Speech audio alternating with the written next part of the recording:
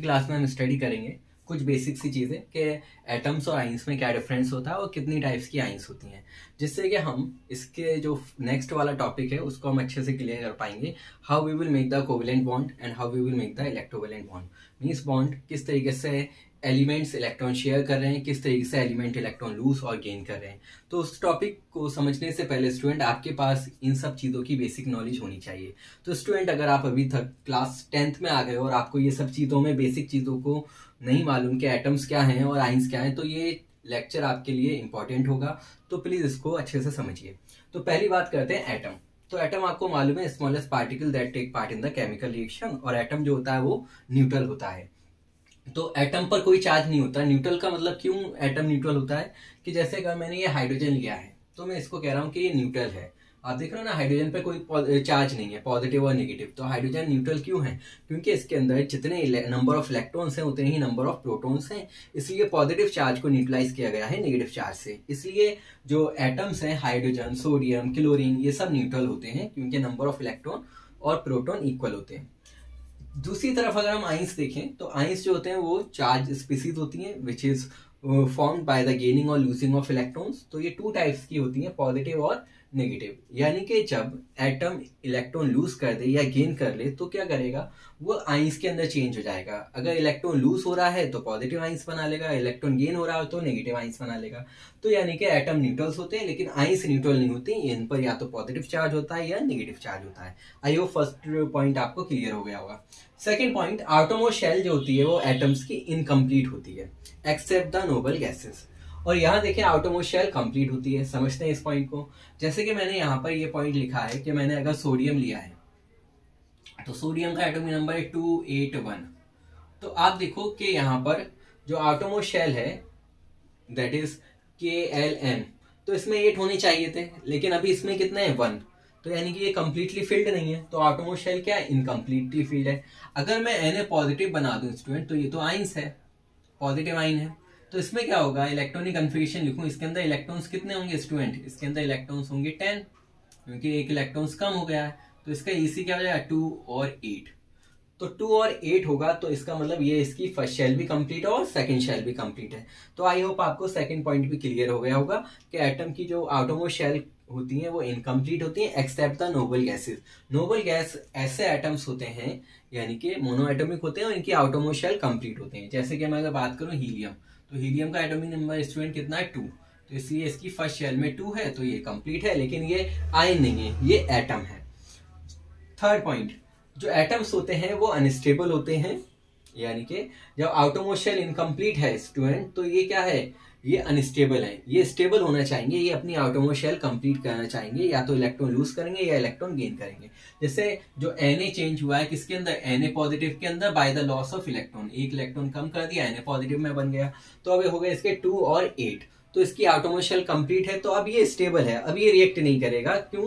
क्योंकि इसकी already first shell में भी 2 इलेक्ट्रॉन है और सेकंड में भी 8 है। Except the noble gases, noble gas के अंदर 2 है, जैसे कि फर्स्ट शेल कंप्लीट है तो ये जो है वो स्टेबल होगी। ऐसे अगर मैं नियोन ले लूं स्टूडेंट, नियोन के अंदर कितने होते हैं 10, तो 2 और 8 10 हो गए, तो ये भी स्टेबल होगी। लेकिन अगर नोबल गैसेस को छोड़कर अगर हम दूसरे एटम्स की बात करें तो वो जो होते हैं वो अनस्टेबल होते हैं क्योंकि उनकी आटोमोस्ट शेल कंप्लीट नहीं होती। Next, number of electron is equal to the number of proton. Atom में मैंने बताया था क्योंकि ये न्यूट्रल होते हैं इसलिए प्रोटॉन और इलेक्ट्रॉन इक्वल होते हैं इसलिए ये न्यूट्रल होते हैं। लेकिन आइंस की केस में क्या होता है, या तो नंबर ऑफ इलेक्ट्रॉन्स ज्यादा होंगे प्रोटॉन से या नंबर ऑफ प्रोटॉन ज्यादा होंगे, मतलब इक्वल नहीं होंगे। फिर आते हैं इनके एग्जांपल्स, हाइड्रोजन, सोडियम, क्लोरीन, ये इसके एग्जांपल्स हैं। कोई भी एटम हो सकता है, आपको मालूम है 118 एलिमेंट्स हैं, वो सभी आप लिख सकते हो। लिथियम लिख सकते हो, कार्बन लिख सकते हो, नाइट्रोजन लिख सकते हो, ऑक्सीजन लिख सकते हो, कई सारे एग्जांपल्स हैं। लेकिन जब आप इनमें चार्ज लगा दोगे तो ये आइंस हो जाएंगी, Li positive ions, Mg2 negative ions, Cl negative ion, और अगर हम बात करें Ca2 पॉजिटिव आइंस, तो ये सब क्या है, आइंस हैं। कुछ पॉजिटिव चार्ज है और कुछ नेगेटिव है। मैग्नीशियम पर स्टूडेंट पॉजिटिव होता है, वो इधर लिख गया हो मिस्टेक से। ऑक्सीजन ले लूं तो ऑक्सीजन पर 2 नेगेटिव होता है, नाइट्रोजन पर 3 नेगेटिव होता है। अब ये हम आगे पढ़ेंगे कि किस पर 3 नेगेटिव आना है, किस पर 2 नेगेटिव आना है, वो हम किस तरीके से पता करेंगे वो हम आगे देखते हैं। अब स्टूडेंट हम बात करते हैं आयंस। तो हमने पढ़ लिया कि चार्ज स्पीसीज होती हैं, या तो इन पर पॉजिटिव चार्ज होता है या नेगेटिव चार्ज होता है। तो ये 2 टाइप्स की आयंस होती हैं, वन पॉजिटिवली चार्ज आयंस और सेकंड होती है नेगेटिवली चार्ज आयंस। इनको हम कैटाइंस भी बोलते हैं, इनको हम एनाइंस भी बोलते हैं, इनको हम बेसिक रेडिकल्स भी बोलते हैं, इनको हम एसिडिक रेडिकल्स भी बोलते हैं। तो ये और नेम है, अगर आपसे अलग अलग नेम से पूछा जाए तो आप उसको बता सकते हो। अब आते हैं कैटाइंस की बात। It is form by the loss of electrons, important, यानी कि कैटाइंस बनती है by the loss of electron. अब हम किस तरीके से पहचानेंगे कि किस पर पॉजिटिव चार्ज आना है, किस पर नेगेटिव चार्ज आना है, स्टूडेंट इसको आप अच्छे से समझिए। क्या मैंने लिखा, cations is form by the loss of electron. मैं इसको इस पार्ट को रफ कर देता हूं, इतने को, यहां पर मुझे स्पेस मिल जाएगा तो मैं आपको एक्सप्लेन करूंगा। अब यहाँ पर ये आप देखो सोडियम मैंने एग्जांपल लिया जो कि एटम है, एटॉमिक नंबर आप देखो सोडियम का 11, सो 281। अब इसको देखो स्टूडेंट, अब हमें इसकी आउटरमोस्ट शेल को कंप्लीट करना है। तो आउटरमोस्ट शेल कौन सी है इसकी, ये थर्ड वाली, भाई फर्स्ट शेल फील्ड है, सेकंड शेल फील्ड है और थर्ड वाली क्या है, इनकम्प्लीटली है। तो इसको अगर कंप्लीट करने के लिए मुझे 7 इलेक्ट्रॉन्स चाहिए। तो ये एलिमेंट क्या करेगा, 7 इलेक्ट्रॉन्स गेन करना डिफिकल्ट होगा, इसके लिए ये 1 इलेक्ट्रॉन इजीली लूज कर देगा।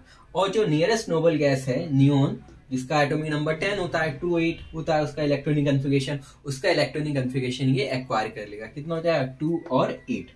ऐसी अगर मैं एग्जांपल लेता है स्टूडेंट एल्यूमिनियम का, तो एल्यूमिनियम का स्टूडेंट सबसे पहले मुझे बताओ एटॉमिक नंबर कितना है, देखो टेबल में याद करो। तो एटॉमिक नंबर स्टूडेंट आप याद करो, क्योंकि ये आपको बहुत हेल्प करेगा 10th में, 11th में, 12th में, अगर आप 9th में हो तो उसमें भी, तो ये सभी क्लास में आपको हेल्प करेगा। Atomic number 13।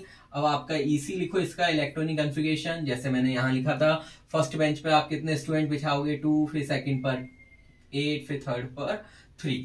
तो यहाँ पर ये 3 है। अब इसको 5 गेन करना है। देखो फर्स्ट बेंच तो फुल्ड है, 2 स्टूडेंट बैठ सकते हैं, 2 बैठे हैं। सेकंड में भी 8 बैठ सकते हैं, 8 बैठे हैं। थर्ड में कितने बैठ सकते हैं, 8, लेकिन बैठे कितने स्टूडेंट, 3। तो 5 गेन करना कि इसके लिए पॉसिबल नहीं है, तो मैं क्या करूंगा, इन 3 को लूज कर दूंगा। तो ये क्या करेगा, एल्यूमिनियम जो है इलेक्ट्रॉन 3 इलेक्ट्रॉन लूज करेगा, तो -3 इलेक्ट्रॉन आप कर दोगे और ये बना लेगा Al3 पॉजिटिव।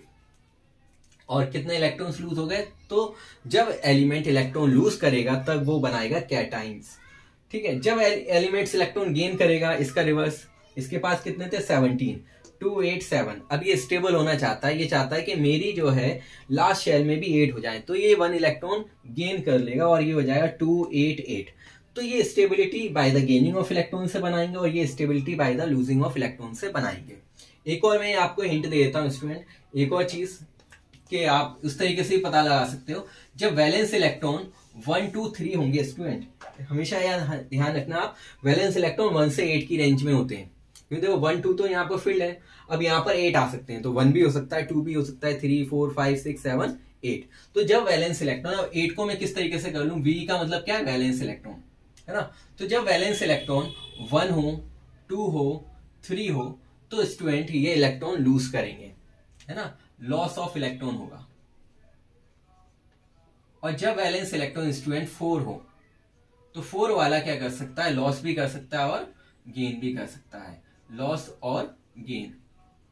जैसे कार्बन है, पर ऐसा ये करता नहीं है, कार्बन जो है वो शेयरिंग करता है। हम आगे पढ़ेंगे कोवेलेंट और आयोनिक कंपाउंड्स में कि ये 4th वाला जो कार्बन होता है, 2, कार्बन का एटॉमिक नंबर कितना है, 6, कैसे फिल करोगे, 2,4। तो 4 के लिए क्या होता है, मैं वहां रीजन आपको बताऊंगा कि ये शेयरिंग करेगा, ना तो लूज करेगा ना गेन करेगा। लेकिन अब हम कंसंट्रेट इन पर करेंगे, 1, 2, 3 होंगे तो वो लॉस ऑफ इलेक्ट्रॉन करेंगे। और जब वैलेंस इलेक्ट्रॉन 4 के बाद क्या आएगा स्टूडेंट, 5, 6, 7, 8 वाला तो ऑलरेडी स्टेबल है, तो वो तो ना तो इलेक्ट्रॉन गेन करेगा ना लूज करेगा, तो ये क्या करेंगे, ये गेन ऑफ इलेक्ट्रॉन करेंगे। तो गेन ऑफ इलेक्ट्रॉन, तो यानी कि जितना ये गेन करेगा उतना नेगेटिव चार्ज आ जाएगा। अगर कोई एलिमेंट 2 इलेक्ट्रॉन गेन कर रहा है तो उस पर स्टूडेंट कितना नेगेटिव आ जाएगा, 2 नेगेटिव। जैसे मैं एग्जांपल ले लूं कि ये एक स्पीसीज है ए, अब इसने 2 इलेक्ट्रॉन गेन किए तो कितना नेगेटिव चार्ज लगाओगे, A2 नेगेटिव। अगर Z स्पीसीज होती और ये 3 इलेक्ट्रॉन्स गेन करता तो क्या कर दोगे, 3 नेगेटिव लगा दोगे। अगर कोई स्पीसीज X है और इसने 2 इलेक्ट्रॉन्स लूज कर दिए तो आप +2 कर दोगे। X स्पीसीज है इसने, और ये अगर Y स्पीसीज है और इसने जो है 1 इलेक्ट्रॉन लूज कर दिया तो आप +1 लगा दोगे। मतलब सिंपल ये है कि इलेक्ट्रॉन जितना लूज करेगा उतना आप पॉजिटिव में नंबर लगा दोगे और जितना गेन करेगा उतना आप नेगेटिव में लगा दोगे। तो आई होप आपको ये फर्स्ट पॉइंट क्लियर हो गया होगा। नेक्स्ट, पॉजिटिव आइंस जब बनती है तो नंबर ऑफ प्रोटॉन ज्यादा होते हैं as compare to number of electrons, इसीलिए इस पर पॉजिटिव चार्ज होता है। जैसे कि मैंने अगर एग्जांपल लिया था सोडियम वाला, है ना, सोडियम और Na पॉजिटिव, तो पॉजिटिव आइन है तो इसके अंदर स्टूडेंट Na पॉजिटिव के अंदर आपको मालूम है एटॉमिक नंबर Na पॉजिटिव का भी 11 होगा, क्योंकि नंबर ऑफ प्रोटॉन्स 11 है। सोडियम का भी एटॉमिक नंबर 11 है और Na पॉजिटिव आइन का भी एटॉमिक नंबर 11 होगा। तो इसके अंदर प्रोटॉन्स स्टूडेंट कितने हैं? 11, और इलेक्ट्रॉन्स जो हैं वो 10 है। इसलिए जब हम इसको सब्ट्रैक्ट करें तो 1 पॉजिटिव चार्ज इस पर आ रहा है। ठीक है, ये आप इस तरीके से नोट कर लेना। तो आप देख रहे हो कि कैटाइंस के अंदर पॉजिटिव प्रोटॉन ज्यादा होते हैं as compare to electron. Negative ions के अंदर Cl के अंदर देखो यहां पर कितने प्रोटॉन्स हैं? 17, और इलेक्ट्रॉन्स भी कितने हैं? 17, क्योंकि ये क्या है? एटम है। लेकिन यहां पर इलेक्ट्रॉन्स कितने हो गए हैं? 18, और प्रोटॉन 17 रहे। तो कौन सी चीज ज्यादा है स्टूडेंट? इलेक्ट्रॉन ज्यादा है, तो number of electron is greater than number of proton. Last है positive ions moves towards the cathode C2C। ये याद करने की ट्रिक है। C का मतलब कैटाइंस और C का मतलब कैथोड। कैथोड क्या होता है? जब हम इलेक्ट्रोलाइटिक सेल लेते हैं तो उसके अंदर 2 इलेक्ट्रोड होती हैं, एक पॉजिटिव और नेगेटिव। मतलब जिस रॉड को हम बैटरी के पॉजिटिव टर्मिनल से कनेक्ट करते हैं वो कहलाता है एनोड, और जिसको नेगेटिव से करते हैं उसको कहलाता है कैथोड। जब हम सॉल्ट को ही ले लें, जैसे A और B आइंस हम ले लें, तो A अगर पॉजिटिव आइंस बना रही है तो सारी पॉजिटिव आइंस का मतलब क्या है? कैटाइंस। कैटाइंस सारी कहां जाएंगी? कैथोड, क्योंकि ये क्या है? Negatively charge. तो पॉजिटिव आइंस अट्रैक्ट होती है नेगेटिवली चार्ज इलेक्ट्रोड की तरफ, यानी कि कैथोड की तरफ, और नेगेटिव आइंस अट्रैक्ट होती है, जो कि नेगेटिव आइंस को हम क्या बोल रहे हैं? एनाइंस। एनाइंस जाती है एनोड की तरफ, तो बी नेगेटिव कहां जाएगी? एनोड पर। ठीक है स्टूडेंट, और कुछ बताओ। जैसे अगर मैंने एक्स पॉजिटिव लिया है तो बताओ बेटा स्टूडेंट ये कहां जाएगी? जल्दी से। एक्स पॉजिटिव क्या है? कैटाइंस, तो ये कहां जाएगी? कैथोड पर जाएगी।